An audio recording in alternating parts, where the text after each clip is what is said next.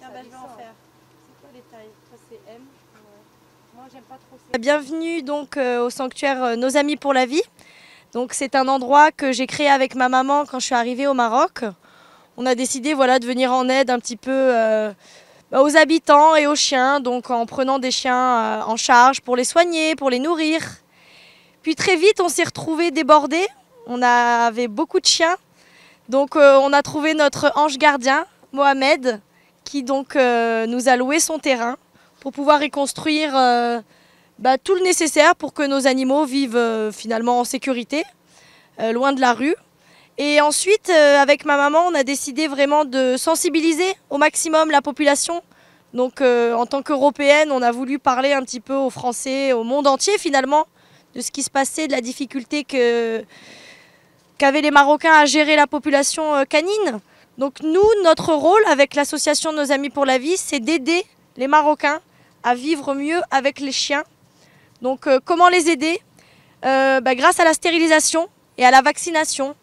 Grâce à ça, dans des quartiers, on a pu permettre à des gens de vivre mieux avec les chiens parce qu'ils étaient protégés contre le virus de la rage, contre les portées à répétition qui engendrent des maladies et des problèmes. Donc notre rôle, c'est d'aider, c'est de transformer la vie des animaux qu'on sauve.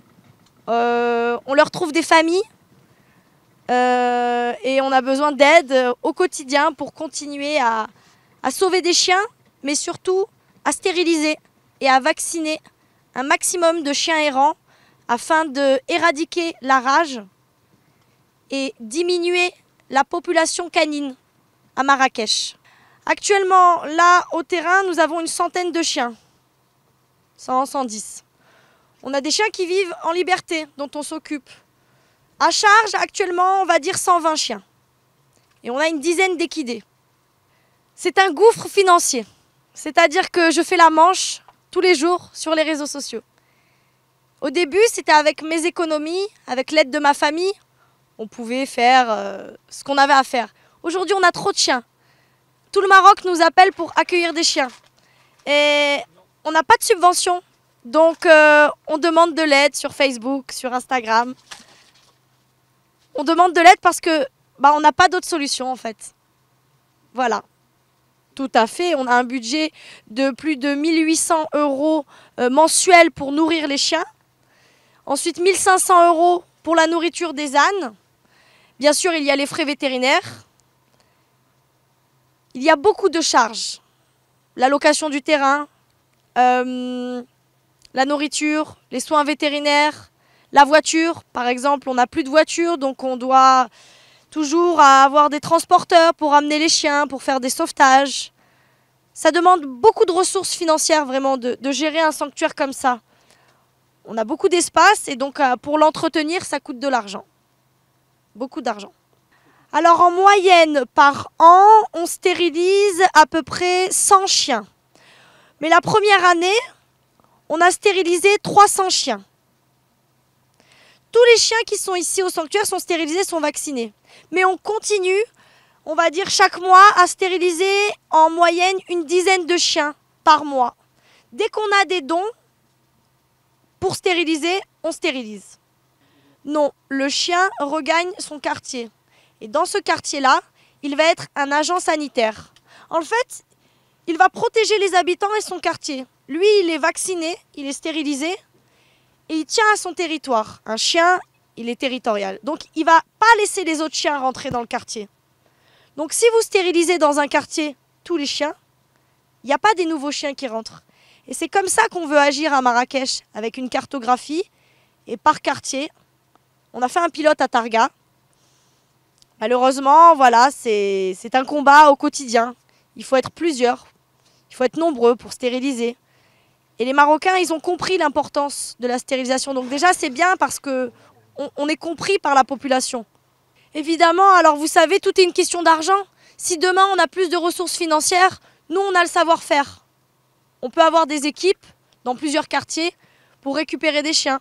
Pour les amener, par exemple, chez le vétérinaire ou dans un centre vraiment qui stérilise. Ensuite, nous, on fait beaucoup de communication. Donc, une fois qu'on a récupéré le chien qui a été vacciné, stérilisé, qui a la boucle, on communique avec les habitants. On peut aider aussi pour nourrir dans un premier temps. Et en fait, depuis maintenant 4 ans quand même, hein. Ouais, on a l'expérience maintenant pour pouvoir faire ça à grande échelle. Mais nous, on est petits, nous.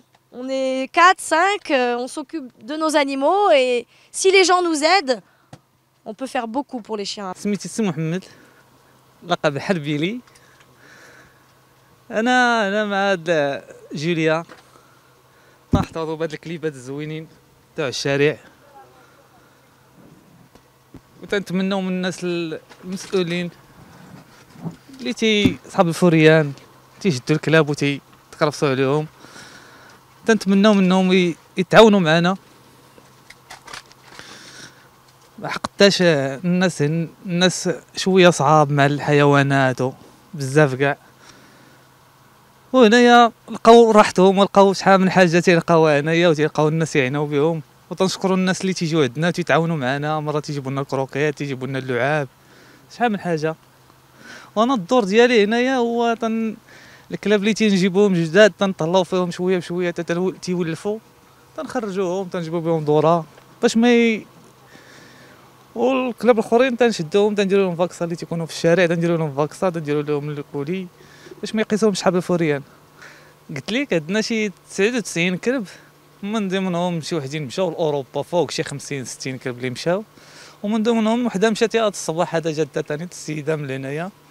كاين تنلقاو هذاك البارفان بوكو فيهم، هذاك الكلاب الصغيورين تيكون فيهم البارفان. كاين اللي تلقى ضربه اكسيدو كل واش، كاين تلقى المرض ديالو، كاين المرض تاع لاكاربوكو تا هو. هادشي اللي كاين في الكلاب في المرض ديالو. النظام ديالهم تنعطيهم مع الصباح الكروكيط، وفي العشيه عاوتاني تنضرب لهم الماكله. عاد تيجيو الناس عاوتاني تيجيبوا لهم البيكسوي، تيجيبوا لهم شحال من حاجه، اللعاب تعطيهم الناس ياكلوه، تيدوروهم، تنخرجوا الناس معاهم تيدوروا معاهم. المهم داكشي اللي كاين تاع الماكله تعطيهم تاع الكروكيط. قبل المغادرة لا تنسوا الاشتراك في قناة العمق المغربي وتفعيل الجرس ليصلكم كل جديد، ولا تنسوا مشاركة الفيديو والضغط على زر الإعجاب.